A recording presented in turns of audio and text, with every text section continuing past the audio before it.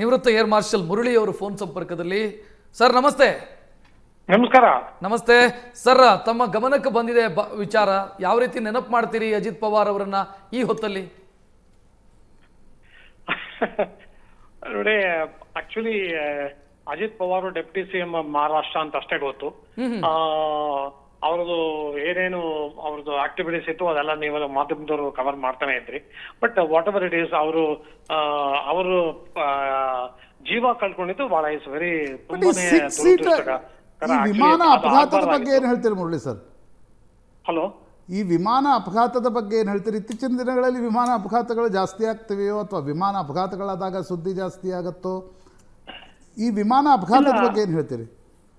ನೋಡಿ, ಅದನ್ನು ಅವರು ನಮಗ್ ಗೊತ್ತಿರುವ ಮಾಹಿತಿ ಪ್ರಕಾರ ಅವರು ಬಾಂಬೆಯಿಂದ ಬಾರಾಮತಿಗೆ ಲೀರ್ ಜೆಟ್ 45 ನಲ್ಲಿ ಹೊರಟರು. ಲೀರ್ ಜೆಟ್ 45 ಅದು ಅದರ ಉತ್ಪಾದನೆಗೆ ನಿಲ್ಲಿಸ್ಬಿಟ್ಟಿದ್ದಾರೆ ಬೊಂಬಾರ್ಡಿಯರು. 1990 ಇಸ್ವಿನಲ್ಲಿ ಲೀರ್ ಜೆಟ್ ನ ಬೊಂಬಾರ್ಡಿಯರ್ ಕೊಂಡ್ಕೊಂಡ್ರು. ಅದು ಕನ್ಸಾಸ್, ವಿಚಿಟಾ ಕನ್ಸಾಸ್ ಅಲ್ಲಿ ಶುರು ಆಯ್ತು ಇದ್ರದ್ದು ಇದು ಮ್ಯಾನುಫ್ಯಾಕ್ಚರಿಂಗ್ ಇಂಡಸ್ಟ್ರಿ. ಅದಾದ್ಮೇಲೆ ಲೀರ್ ಜೆಟ್ ಬೇಕಾದಷ್ಟು ವರ್ಷನ್ಸ್ ಬಂದಿದೆ, 35, 45, 55, 60, 70 ಈ ತರ. ಆದ್ರೆ ಲೀರ್ ಜೆಟ್ಗೆ ಅಷ್ಟು ಒಳ್ಳೆ ಸೇಫ್ಟಿ ರೆಕಾರ್ಡ್ ಇಲ್ಲ. ಮೊನ್ನೆ 2025 ಒಂದು ಏರ್ ಆಂಬುಲೆನ್ಸ್ ಇದ್ರೊಳಗೆ ಮಯಾಮಿನಲ್ಲಿ ಕ್ರಾಶ್ ಆಯ್ತು ಇದೇ ತರ.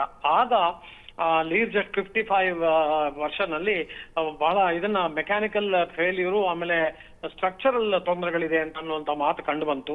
ಆಕ್ಚುಲಿ ನಮ್ಮ ಪ್ರೈವೇಟ್ ಆಪರೇಟರ್ಸ್ ಅದ್ರ ವಿಷಯ ಅಷ್ಟು ಸೀರಿಯಸ್ ಆಗಿ ಗಮನಕ್ಕೆ ತಂದ್ಕೊಂಡು ಅದನ್ನ ಸರಿ ಮಾಡಿದಾರೋ ಇಲ್ಲೋ ಅದು ಹೇಳೋದ್ ಕಷ್ಟ.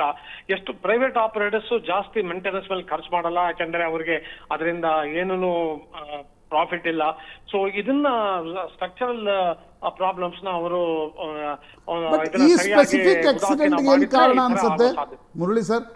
ನಿಮ್ಮ ಸರ್ಕಲ್ಗಳಲ್ಲಿ ನಡೆದಿರ್ತಕ್ಕಂಥ ಚರ್ಚೆ, ಯಾಕಂದರೆ ನಿಶ್ಚಿತವಾಗಿ ಒಂದು ಅಪಘಾತ ನಡೆದಾಗ ನಿಮ್ಮ ಈ ವಾಯುಸೇನೆಯಿಂದ ಬಂದಿರತಕ್ಕಂಥ ಅಧಿಕಾರಿಗಳ ಸರ್ಕಲ್ನಲ್ಲಿ ಯಾಕಾಯಿತು ಅಪಘಾತ, ಈ ಬಗ್ಗೆ ಚರ್ಚೆ ನಡೆದೇ ಇರುತ್ತೆ.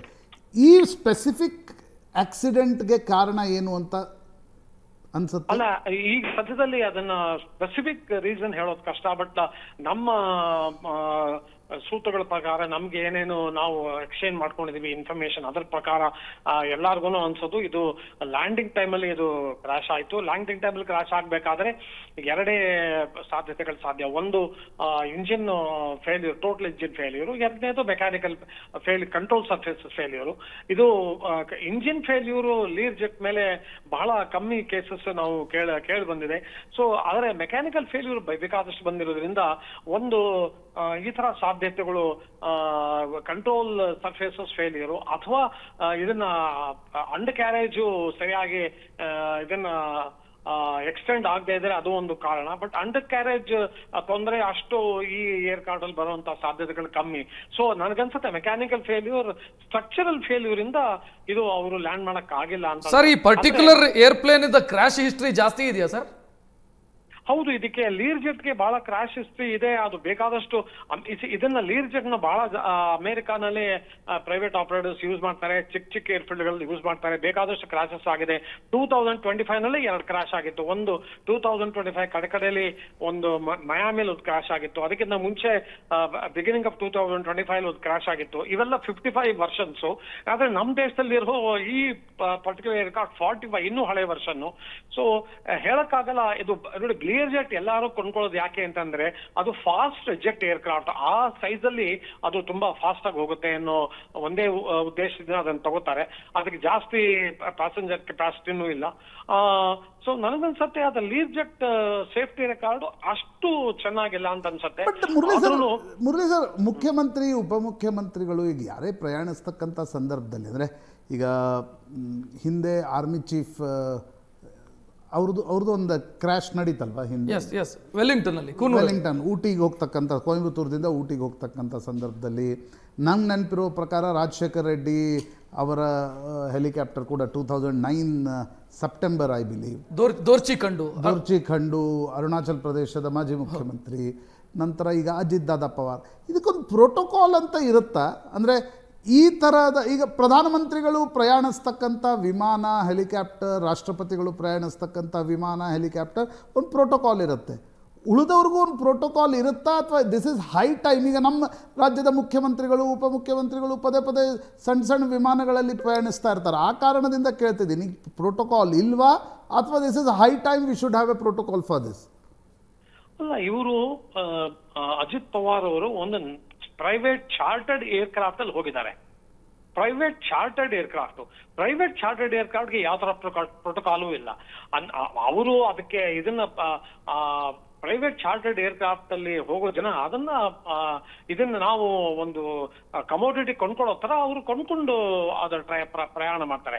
ಇದರಲ್ಲಿ ಉಪಮುಖ್ಯಮಂತ್ರಿಗಳು ಅದನ್ನ ಅಷ್ಟೊಂದೆಲ್ಲ ದುಡ್ಡು ವೆಚ್ಚ ಮಾಡಿ ಫ್ಲೈ ಮಾಡಿದಾರೋ ಇಲ್ಲೋ ಅದನ್ನ ಸರಿಯಾಗಿ ನಿಮ್ಗೆ ಹೇಳಕ್ ಆಗಲ್ಲ. ಆದ್ರೂ ಪ್ರೋಟೋಕಾಲ್ ಅಂದ್ರೆ ಏನು, ಈಗ aircraft should be air worthy, ಆಮೇಲೆ ಇಟ್ ಶುಡ್ ಬಿ ಚೆಕ್ ಅಷ್ಟೇ. ಅದನ್ನ ಚೆಕ್, ಇದನ್ನ ಪ್ರೀ ಫ್ಲೈಟ್ ಚೆಕ್ಸ್ ಅಂತೂ ಮಾಡೇ ಮಾಡ್ತಾರೆ, ಅದೇನು ತೊಂದರೆ ಇಲ್ಲ. ಆದ್ರೆ ಅದು ಒಂದು ಕ್ರಾನಿಕ್ ಏನಾದ್ರು ತೊಂದರೆ ಇದ್ರೆ ಆ ಏರ್ಕ್ರಾಫ್ಟ್ ಅಲ್ಲಿ ಅದನ್ನ ಸರಿ ಮಾಡಿದಾರಾ ಇಲ್ಲ, ಅದನ್ನ ಪರಿಗಣನೆ ಮಾಡೋದು ಬಹಳ ಇಂಪಾರ್ಟೆಂಟ್. DGCA ಅನ್ನೋರು ಮಾಡ್ತಾರೆ ನೋಡಿ. ಬರೀ ಏರ್ಕ್ರಾಫ್ಟ್ ಅಲ್ಲಿ ಏನಾದ್ರು ತೊಂದರೆ ಇದೆ, DGCA ಅನ್ನೋರು ಲೈಸೆನ್ಸೇ ಕೊಡಲ್ಲ ಅದು ಫ್ಲೈ ಮಾಡಕ್ಕೆ. ಸೊ DGCA ಪರ್ಮಿಷನ್ ಇದ್ಕೊಂಡೇ ಇವೆಲ್ಲ ಫ್ಲೈ ಮಾಡೋದು. ಬಟ್ ಪ್ರೋಟೋಕಾಲ್ ನೀವು ಕೇಳ್ತಿರಲ್ಲ, ನನಗೆ ಗೊತ್ತಿರೋ ತನಕ ಯಾವ ತರ ಪ್ರೋಟೋಕಾಲ್ ಆ ತರ ಇಲ್ಲ. ನಮ್ಮ ಇದನ್ನ ದೇಶದ ಮುಖ್ಯಮಂತ್ರಿಗಳು ಅವರೆಲ್ಲ ಅವರು ಪ್ರಯಾಣ ಮಾಡುವಾಗ ಇದು highest amount of security and protocol. Murali sir, ಒಂದೇ ಒಂದು ಕೊನೆಯದಾಗಿ ನಾನು ನಿಮ್ಮನ್ನು ಕೇಳಬೇಕಾಗಿರೋದು, ಈಗ ಈ ಪರ್ಟಿಕ್ಯುಲರ್ ಏರ್ಕ್ರಾಫ್ಟ್ ಇದೆಯಲ್ಲ ಸರ್, ಇದನ್ನ ಬೇರೆ ಯಾವ ಸಂಸ್ಥೆಗಳು ಬಳಕೆ ಮಾಡ್ತವೆ ಸರ್? ನೋಡಿ, ನನಗೆ ಅದರದ್ದು ಅಷ್ಟು ಪರಿಚಯ ಇಲ್ಲ. ನಮ್ಮ ದೇಶದಲ್ಲಿ ಲೀರ್ಜೆಟ್ 45, 55 ಬೇಕಾದಷ್ಟು ಪ್ರೈವೇಟ್ ಆಪರೇಟರ್ಸ್ ಯೂಸ್ ಮಾಡ್ತಾರೆ. ಅದನ್ನು ಗುರ್ಗಾಂವಲ್ಲೇ ಒಂದು ಪರ್ಟಿಕ್ಯುಲರ್ ಏಜೆನ್ಸಿ ಅದನ್ನ ಯೂಸ್ ಮಾಡ್ತಾರೆ ಅನ್ನೋ ಇದನ್ನ ನಮ್ಗೆ ಇನ್ಫಾರ್ಮೇಶನ್ ಇದೆ. ಅದು ಯಾರ್ಯಾರು ಪರ್ಟಿಕ್ಯುಲರ್ ಆಗಿ ಯೂಸ್ ಮಾಡ್ತಾರೆ ಗೊತ್ತಿಲ್ಲ. ನಾ ಹೇಳಿದ್ನಲ್ಲ, ಇದು ಪ್ರೈವೇಟ್ ಚಾರ್ಟರ್ಡ್ ಸಂಸ್ಥೆಗಳು ಇದನ್ನ ಯೂಸ್ ಮಾಡೋದು ಬಿಕಾಸ್ ಆಫ್ ಇಟ್ಸ್ ಸ್ಪೀಡ್.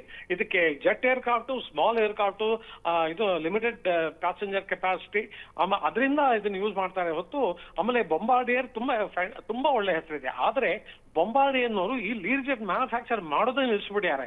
ಈಗ ಬರೇ ವಿಶ್ವದಾದ್ಯಂತ ಅವ್ರು ಬರೇ ಅವರು ಅದರ ಮೇಂಟೆನೆನ್ಸ್, ಸ್ಪೇರ್, ಆಮೇಲೆ ಲಾಜಿಸ್ಟಿಕ್ ಚೈನ್ ನೋಡ್ಕೋತಾರೆ ಹೊರತು ಬೇರೆ ಏನು ಮಾಡಲ್ಲ. ಸೊ ಆದ್ದರಿಂದ ಲೀರ್ಜೆಟ್ ಮೇಲೆ ಅಷ್ಟೊಂದು ನಂಬಿಕೆ, ಭರವಸೆ ಇಟ್ಕೊಳ್ಳೋದು ನಾವು ಸರಿಯಲ್ಲ. Yes, thank you air marshal sir, Suvarna news ಜೊತೆಗೆ ಮಾತನಾಡಿದ್ದಕ್ಕೆ.